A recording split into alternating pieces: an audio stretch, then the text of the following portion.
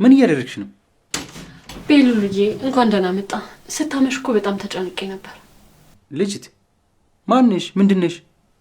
የሰው ዕቃ ዝም ብሎ ይነካል እንዴ?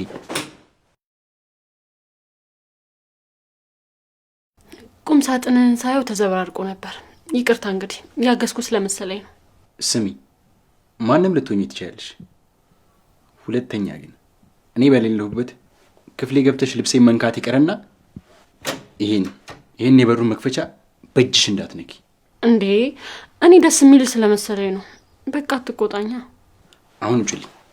ማለት ምን ማለት አለው? ክፍሌ ለቀሽ ውጪ። እንዴ አንተም ብዬ መጥቼ ወዴት ነው የምሄደው? ምን ማለት ነው ልጅት? እኔ ነኝ ብዬሽ ነው እንዴ መጣሽው? አይ አልወጣም። ደግሞ ውጪ የሚባለው በስነ ስርዓት ነው። እሺ ስርዓት እንዴት እንደሆነ አሳይ።